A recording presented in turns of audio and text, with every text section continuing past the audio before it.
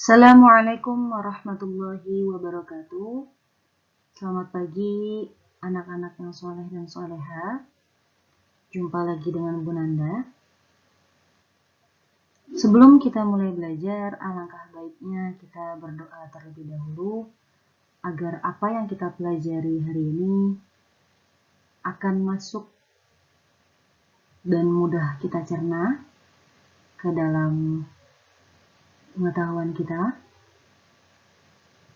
Kita baca doa bareng-bareng ya. Rabbi zidni ilman warzuqni fahman. Amin. Hari ini kita akan belajar akidah akhlak. Boleh disiapkan terlebih dahulu buku Al-Islamnya. Yang pertama kita akan bahas adalah iman kepada Allah. Dibuka Al-Islam halaman 2.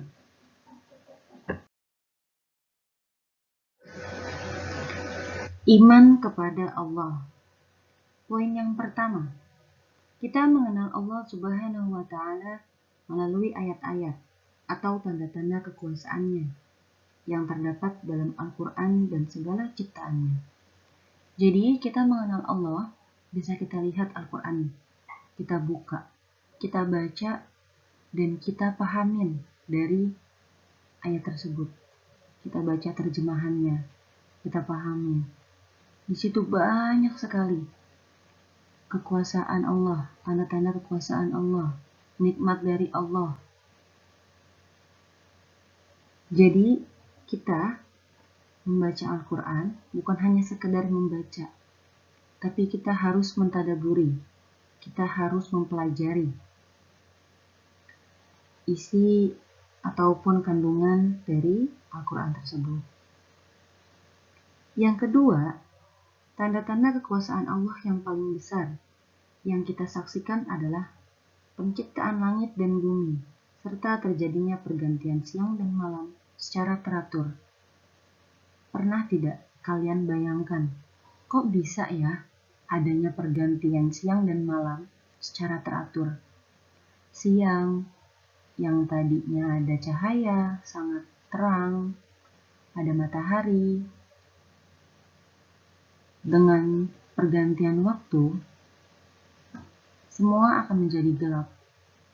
Tetapi akan ada cahaya, yaitu dari bintang dan bulan.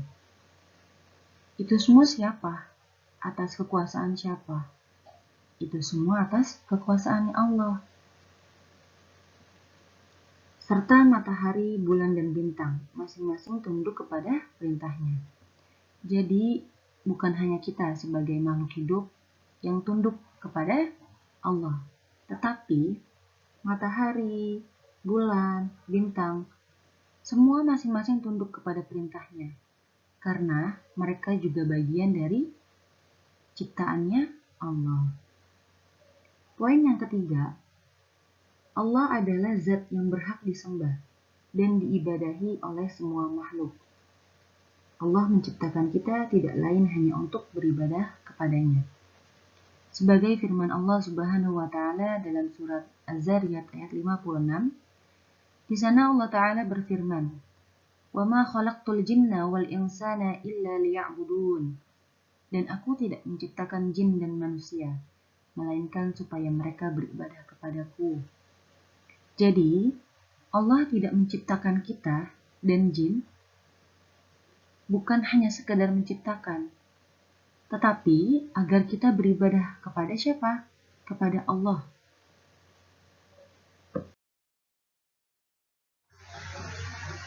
Poin yang keempat, bentuk dari ibadah tersebut diwujudkan dalam tauhid dan ketaatan hanya kepada Allah SWT. Jadi bentuk ibadah kita diwujudkan dalam tauhid dan ketaatan kita. Kita taat kepada pencipta kita, yaitu Allah. Firman Allah Subhanahu wa Ta'ala, dan tidaklah kuciptakan jin dan manusia kecuali untuk beribadah kepadaku. Jadi Allah menciptakan kita bukan hanya sekedar menciptakan, tetapi kita diwajibkan untuk beribadah kepada Allah dan mengingkari Tuhan-Tuhan selain Allah. Poin yang terakhir, kita sebagai manusia yang pertama kali Allah wajibkan kepada kita adalah beriman kepada Allah. Allah menciptakan kita. Yang pertama kali Allah wajibkan bagi kita adalah bukan menjalankan seperti puasa atau sholat, tetapi adalah iman kita dulu ditanamkan dalam diri kita. Setelah iman kita sudah kuat dan percaya kepada Allah, baru diwajibkan untuk kita menjalankan sholat 5 waktu, berpuasa di bulan Ramadan, menjalankan zakat, dan lain-lain sebagainya.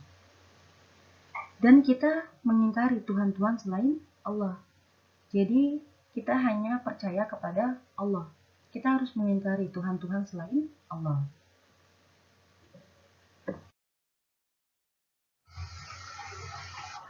Oke, kali ini kita akan belajar akhlak tentang adab belajar.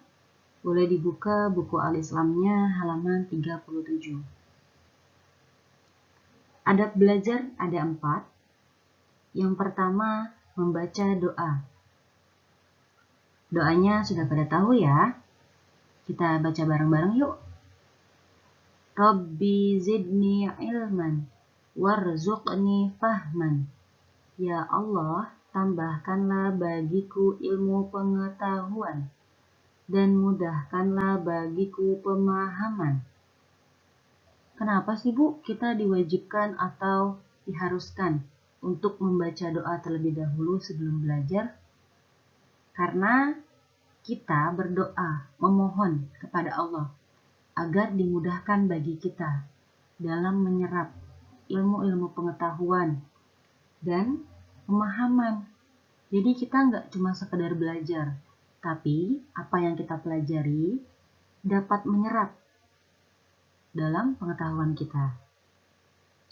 Adab belajar yang kedua, mendengarkan perkataan guru.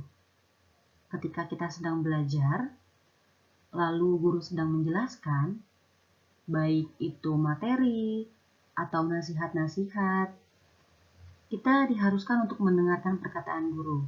Karena apa yang disampaikan oleh guru, insya Allah baik untuk kita. Adab yang ketiga, menahan untuk tidak berbicara, kecuali mendapat izin. Nah, ketika guru sedang menjelaskan, lalu kita ingin bertanya, atau ingin izin keluar, kita harus bilang terlebih dahulu. Kita harus izin terlebih dahulu kepada guru. Contohnya, Bu, aku ingin bertanya dong. Nah, ketika guru sudah memberikan izin, oke nak, boleh. Nah, dari situ kita boleh tuh berbicara. Tetapi ketika guru tidak mengizinkan, kita tidak boleh memaksa ya. Karena bisa jadi guru sedang menjelaskan terlebih dahulu, boleh nanti dilanjutkan dengan pertanyaan-pertanyaan yang lain. Adab belajar yang keempat, yang terakhir, menjaga ketenangan dan ketertiban. Ketika kita sedang dalam kelas, ketika kita sedang belajar, kita nggak boleh tuh yang namanya bercanda-bercanda, membuat kerusuhan yang lain. Ya, kita tidak boleh. Kita sebisa mungkin untuk menjaga ketertiban dan ketenangan kelas. Kita nggak boleh teriak-teriak atau kita lari-larian. Karena kenapa? Karena itu akan mengganggu teman-teman yang lain, akan mengganggu guru yang akan menjelaskan, ya. Jadi sebisa mungkin kita menjaga ketenangan dan ketertiban kelas. Alhamdulillahirrabbilalamin. Materi kita kali ini untuk akidah dan akhlak sudah selesai.